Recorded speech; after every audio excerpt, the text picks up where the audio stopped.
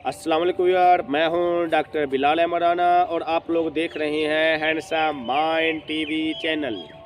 मुझे उम्मीद है मेरे तमाम व्यूअर खैर वाफियत से होंगे और आज हम बात करेंगे दुनिया का सबसे बड़ा काम क्या है।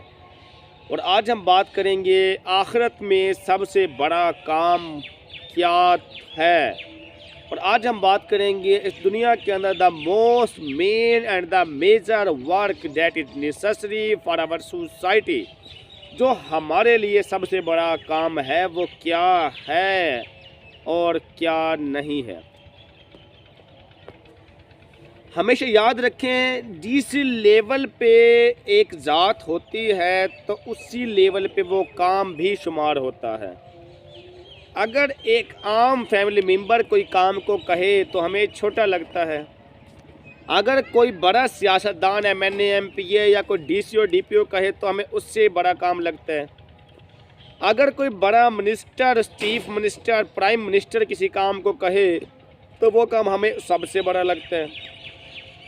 लेकिन याद रखें, एक काम वो बताने लगा हूँ जो इससे भी ऊपर सबसे बड़ा काम है, और वो काम है मेरे अल्लाह रब्बुल इज़्ज़त की ज़ात को हुक्म को मानना। जिस तरह से हमें किसी MNA MPA के पैगाम को मानने को दिल करता है, बिल्कुल इसी तरह से उससे भी बड़ी ज़ात, जो पूरी कायनात की ज़ात, जो पूरी दुनिया और आखिरत की ज़ात, जो सबसे पूरे सिस्टम को चलाने वाली ज़ात, जो 1,24,000 पैगम्बरों को लाने वाली ज़ात, जो कम बेश 18,000 मखलूक़ात को बनाने वाली ज़ात, जो 7 ज़मीनों 7 आसमानों को बनाने वाली ज़ात, जो हम सब को बनाने, पैदा करने और इंतकाल करने वाली, मुंतकिल करने वाली ज़ात, जो इस कायनात के निज़ाम को चलाने वाली ज़ात, जो सूरज को मशरिक़ से निकाल के मगरिब में ग़ुरूब करने वाली ज़ात, वो सबसे बड़ी ज़ात है। उसके मुकाबले में ना ही तो कोई MNA MPA है, ना ही कोई मिनिस्टर है। और अगर वो ज़ात सबसे बड़ी है तो सोचें फिर उसका काम कितना बड़ा होगा। और सबसे बड़ा काम तो वो है जो अल्लाह रब्बुल इज़्ज़त की ज़ात ने कह दिया। और अल्लाह रब्बुल इज़्ज़त की ज़ात ने क्या कह दिया? अमर बिल मारूफ व नही अनिल मुनकिर, अच्छी बातों का हुक्म और बुरी बातों से मना।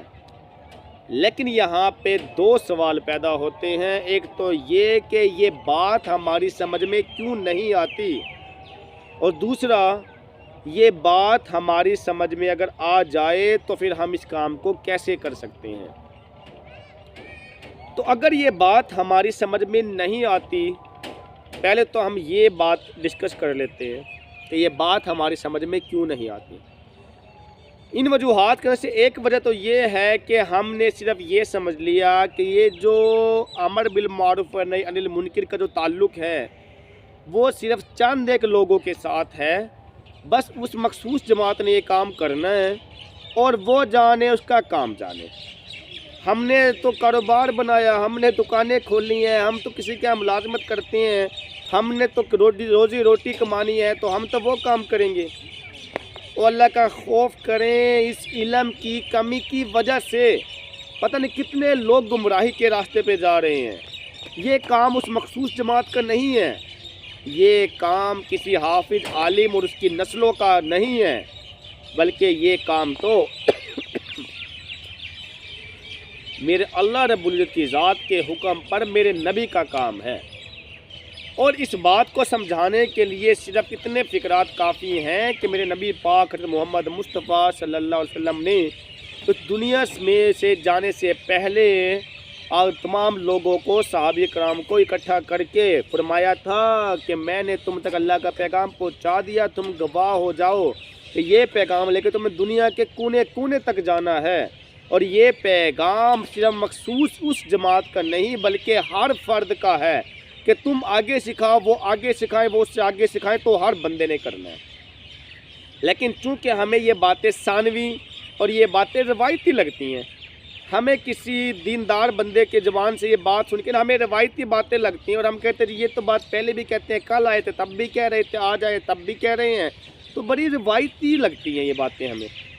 ये बातों के रवायती कुछ अनोखा होता है ना, तो फिर हमारी अकल तस्लीम कर लेती। ये बातें रवायती लगने की वजह से हम कहते हैं बस ठीक है, ये तो रोज़ ही करते हैं, हमने तो अपनी रोज़ी रोटी करनी है। تو یاد رکھیں کہ یہ روزی روٹی کا تعلق تو اسی کی ذات سے ہے جس کا کام ہے۔ اور یاد رکھیں کہ اگر جس طرح سے اگر آپ کسی کے ہاں ملازمت کرتے ہیں اور کسی کی اس کی میٹھی چیز کو بانٹ رہے ہوں تو وہ بندہ اکثر آپ کی چیز نکال کے سائڈ پہ رکھ دیتا ہے۔ اگر آپ اس کے کسی کام کے اندر لگے ہوئے ہوں تو آپ کی چیز کو اٹھا کے سائڈ پہ رکھ دیتے ہیں، بھئی آپ آؤ گے تو کھاؤ گے۔ اسی لیے اللہ رب العزت کی ذات نے اس کو کام کے اندر لگے ہوئے ہیں تو یہ روزی روٹی ان کے لیے پہلے سے الگ رکھ لیتے ہیں، بھئی یہ تو اس بندے کی ہے کیونکہ یہ میرے کام کے اندر لگا ہوا، پھر اس کے لیے اسپیشل نکالی جاتی ہے۔ جس طرح سے ہم ہمارے ہاں جو ہمارے کسی کام کے اندر لگے ہوئے ہو تو ہم اس کے لیے اسپیشل نکال لیتے ہیں اوپر سے، جیسے گوشت کے اندر بوٹیاں ہوتا ہم بوٹیاں نکال کے نا اس مخصوص بندے کے لیے رکھ لیتے ہیں، باقی چاولوں کو تقسیم کر دیتے ہیں۔ تو جس کے کام کے اندر لگے ہوئے تو اللہ رب العزت کی ذات نے سب سے زیادہ رزق روٹی تو اس کے اختیار کے اندر دی ہوئی ہے۔ دوسری چیز جو ہمیں اس کام کی سمجھ نہیں ہے تو وہ یہ ہے کہ ہم کہتے ہیں جی حافظ اور عالموں کا مستقبل نہیں ہے، وہ اللہ کا خوف کریں۔ ہم مستقبل کون سے مستقبل کی باتیں کر رہے ہیں؟ مرنے کے بعد کا مستقبل، کہ جب نامہ اعمال کے بارے میں پوچھا جائے گا اور قرآن و حدیث سے سوال ہوں گے، پھر کوئی نہیں سوال ہوگا کہ تم نے جو ہے نا کتنا پیسہ کمایا تھا۔ تو جب ہمیں یہ لگتا ہے کہ دنیا کا پیسہ کمانے سے تو ہمارے معاملات حل ہو جاتے ہیں اور حافظ عالم کا مستقبل نہیں ہے، بڑی مشکل سے گھر کا گزارا کرتے ہیں اور گھر کو بھی نہیں چلا پاتے، اس لیے گھر کو اچھا چلانے کے لیے تو پھر بندے کو چاہیے وہ نوکری کرے، بندے کو چاہیے وہ کاروبار کرے، ان کا تو نصیب ہی کم ہے۔ وہ اللہ کا خوف کریں، سب سے بڑا نصیب تو حافظ اور عالم کا ہے۔ میں اچھے طریقے سے گواہی دے سکتا ہوں اس چیز کی کہ جتنا حافظ اور عالم کے نصیب میں رزق ہوتا ہے اتنا عام بندے کے نصیب میں ہوتا ہی نہیں۔ سب سے زیادہ حافظ اور عالم کا دسترخوان لگتا ہے، سب سے زیادہ محبت اس دسترخوان میں ہوتی ہے جس میں برکتیں ہیں جو مسجد میں لگایا جاتا ہے۔ تو سب سے زیادہ تو ان لوگوں کو کھانا نصیب ہوتا ہے۔ ہمارے ہاں تو دنیاوی پیسہ کمانے کے بعد کسی کو شوگر، کسی کو معدے کا مسئلہ، کسی کو دل کا مسئلہ، کوئی چکنائی نہیں کھا سکتا، کوئی چائے نہیں پی سکتا، کوئی گوشت نہیں کھا سکتا، کوئی چاول نہیں کھا سکتا، کسی کا یورک ایسڈ زیادہ ہے، کسی کا شوگر لیول زیادہ ہے، کسی کا کوئی مسئلہ ہے۔ تو یہ ساری کی ساری بیماریاں یہ ان امیر لوگوں کو کیوں لگتی ہیں؟ پھر ہم کہتے ہیں جی ان کا نصیب زیادہ ہے، اربوں روپے کما لیے انہوں نے تو۔ اللہ کا خوف کریں، ان کا نصیب کہاں سے زیادہ ہے؟ جب وہ مر جائیں گے تو انہوں نے تو بڑی مشکل سے ایک روٹی کھائی ہوگی، ان کو تو بیماریاں لگی ہوئی ہیں۔ جب وہ چلے گئے تو ان کا نصیب کہاں سے؟ وہ تو اگلی اولاد میں منتقل ہو گیا، اور چونکہ جو چیز اگلی نسلوں میں منتقل ہو گیا تو اس کا کہاں سے رہا؟ جبکہ اس کے برعکس جو ان چیزوں پہ یقین ہی نہیں رکھتے، جو اللہ رب العزت کی ذات کے اوپر یقین رکھتے ہیں تو وہ تو سب سے زیادہ کھاتے ہیں۔ میں نے ماشاءاللہ یہ چیز دیکھی ہے کہ حافظ اور عالم کو اچھا کھانا نصیب ہوتا ہے اور ہم سمجھے ہوتے ہیں ان کا مستقبل نہیں ہے۔ یہ جو انسانی سوچ ہے نا، یہ شیطانی جو طاقتیں ہیں وہ انسان کو بہکاوے کی طرف لے کے جاتی ہیں، تنگ کرتے ہٹاتی ہیں اس راستے سے اور کہتے چلو بھائی اپنا کام کر۔ بڑے بڑے ایتھیسٹ پیدا ہوئے پڑے ہیں آج کے دور کے اندر جو کہتے ہیں نہیں بھائی یہ کام ہی نہیں ہے، اور بڑے بڑے ایسے لوگ ہیں جو قبر کے عذاب تک پہ یقین نہیں رکھتے، اور بہت سارے ایسے لوگ ہیں جو اس مرنے کے بعد کے اوپر نا اعمال کے پیش ہونے کے اوپر یقین نہیں رکھتے۔ استغفر اللہ کی ذات سے معافی مانگنی چاہیے۔ تو بات یہ ہے کہ ہمیں اس کام کی قدر نہیں ہے۔ تیسری چیز جو میں نے نوٹ کی وہ یہ ہے کہ ہمیں اس کام کی قدر ہوتی ہے جس کے لیے ہماری مال و دولت قربانی لگتی ہے، جان کی قربانی لگتی ہے۔ صحابہ کرام نے قربانیاں دی تھیں، پیغمبروں کی قربانیاں لگی تھیں، اسی لیے ان کے ہاں اس کام کی سمجھ بوجھ آ گئی تھی۔ ہمیں تو ہمارے باپ دادے نے کلمہ پڑھا، ہمیں بتا دیا ہم مسلمان ہیں، ہمیں بتا دیا نبی آئے تھے آخری تھے، ہمیں بتا دیا جی کہ اس طریقہ کار پہ چلنے ہیں، ٹھیک ہو گیا، ہمیں تو پکی پکائی مل گئی۔ ہمیں اس چیز کی ویلیو کہاں سے ہو سکتی ہے؟ ایک بندہ جو سارا دن مزدوری کر کے شام کو روٹی کھائے گا اور ایک بندہ جو صرف مفت کی کھائے گا، تو دونوں میں زمین آسمان کا فرق تو ہو نہیں گیا؟ جو مفت کی کھائے گا وہ تو مفت کھو رہا ہے، اس کو قدر کہاں ہو سکتی ہے اس چیز کی؟ جبکہ جو محنت مزدوری کر کے جان و مال قربانی دے کے کھائے گا تو اس کو اس کی قدر ہونی ہے۔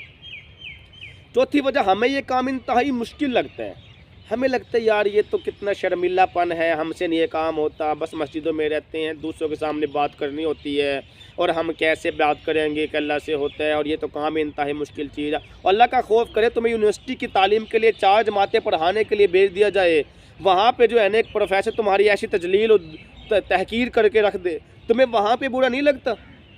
جبکہ جو اللہ رب العزت کی ذات کے ہاتھ جو پیغام دے رہے ہوتے دائی بن کے دوسرے کو، اور کہہ رہے ہوتے کہ اللہ سے ہوتا ہے، کبھی کسی جماعت والے نے اس کی بھی بےزتی کی، سوال ہی نہیں پیدا ہوتا۔ وہاں پہ پروفیسر بےزتی کرتے وہ محسوس نہیں ہوتا، یہاں پہ ہمیں شرم محسوس ہو رہی ہوتی ہے، لیکن انتہائی افسوس اور دکھ کی بات ہے۔ تو بھائی ہمیشہ یاد رکھیں، ہمیں اس چیز کے اوپر، یہ تو تھے ہمارے مسائل کہ ہمیں کیوں نہیں سمجھ آتی یہ باتیں، اس ایک پیغام کے لیے جماعتیں بنتی ہیں، نکلتی ہیں، پوری دنیا کے اندر جاتی ہیں، اور پھر پوری دنیا کے اندر اس پیغام کو لے کے جا رہی ہیں، کلمہ کا پہنچا رہی ہیں۔ ہم اپنے آپ کو دین کے ٹھیکیدار سمجھ لیتے ہیں، ان کے اوپر طعنے کرتے ہیں، غیر مسلموں کو جا کے کلمہ پڑھاؤ، اللہ کا نام لو۔ ہزاروں لوگ ہمارے اندر سے جنہیں دعائے قنوت نہیں آتی، ہزاروں لوگ ہمارے اندر سے ایسے ہیں کہ جنہیں صحیح طریقے سے کلمہ بھی پڑھنا نہیں آتا ہوگا۔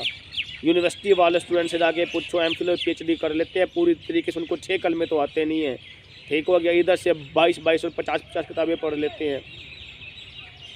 تو بات کرنے کا مقصد میرا یہ ہے کہ ہمیں کچھ سیکھنا چاہیے ان لوگوں کے درمیان میں بیٹھ کے، ہمیں کچھ سمجھنا چاہیے، ہمیں یہ چیز سمجھنی چاہیے کہ اللہ کا پیغام ہے، اس سے اوپر پیغام نہیں ہو سکتا۔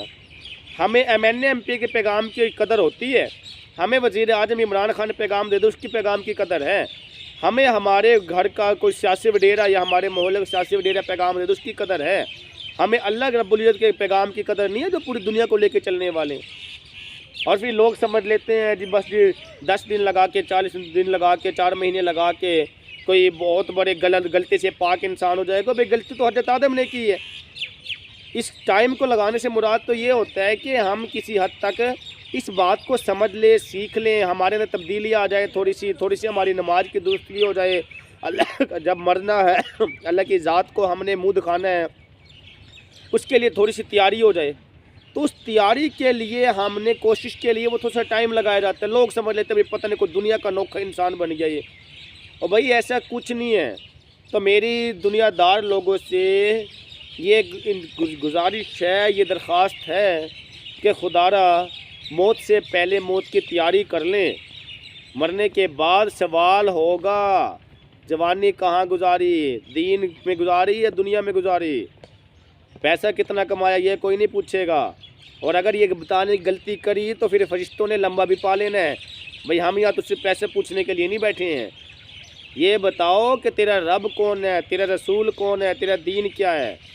جب یہ چیزیں بتائیں، یہ سوالات ہوں گے تو ہمارا تو مثال وہ ہے کہ ہم نے اپنا ملتان جانا ہو اور سرگودا والی گاڑی میں بیٹھ جائیں۔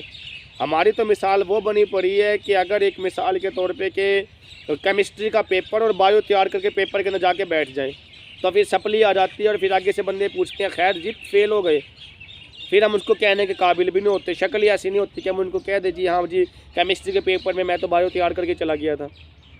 تو خدا رے جو پیپر ہونے ہیں اسی کی تیاری کریں۔ دوسری چیز یہ ہے کہ اس کام کو آسان سمجھیے، کام بہت آسان ہے، یہ کام ہمیں بھی بڑا مشکل لگتا تھا، بھائی پتہ نہیں دنیا کا کوئی انوکھا کام ہوگا اور پتہ نہیں ہم سے کہاں ہوتا ہے جی یہ کام، اور پتہ نہیں یہ پہلے تو ہمیں بھی یہ لگتا تھا کہ شاید ایک مخصوص جماعت کا کام ہے، لیکن پھر علم حاصل کریں نا، سمجھے قرآن و حدیث کو پڑھیں، اس کے لیے سمجھے تو صحیح، کوشش تو کریں کہ بھئی یہ کام کس کا ہے۔ جب آپ علم حاصل کریں گے، سمجھنے کی کوشش کریں گے تو پھر آپ کو ریئلائز ہوگی یہ بات، بھئی یہ کام مخصوص جماعت کا کوئی نہیں ہے، بلکہ یہ کام ہم سب کا ہے، بلکہ یہ کام جس دنیا کے اندر جو بھی آیا ہے اس سب نے کرنا ہے۔ اور موت سے پہلے موت کی تیاری اسی چیز کا نام ہے کہ ہم اس کام کو کر لیں جو اللہ رب العزت کی ذات نے جس کا حکم دیا ہے، تاکہ ایک سب سے بڑے سپر پاور وزیر اعظم کے سامنے ہم جا کے کھڑے ہوں تو پھر ہم اپنا تسلیم تو کر سکیں کہ مثال کے طور پہ ٹھیک ہو گیا، سب سے بڑی طاقت اللہ رب العزت کی ذات کی طاقت ہے نا، وہاں پہ ہم اپنا منہ تو دکھا سکیں، وہاں پہ ہم بتا تو سکیں، ٹھیک ہے۔ تو خدا را ابھی ٹائم ہے، دنیا کے اندر ٹائم گزارنے سے آپ کا نقصان ہو رہا ہے۔ حدیث کا مفہوم ہے سب سے گندی جگہ بازار اور سب سے اچھی جگہ مسجدیں ہیں، ٹھیک ہے۔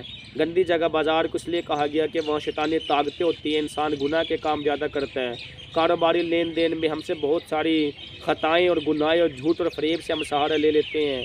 مسجدوں کے اندر آ کے کسی حد تک دل پاک کرنے کو دل کرتا ہے، دل پاک صاف ہونے کو دل کرتا ہے، ٹھیک ہے۔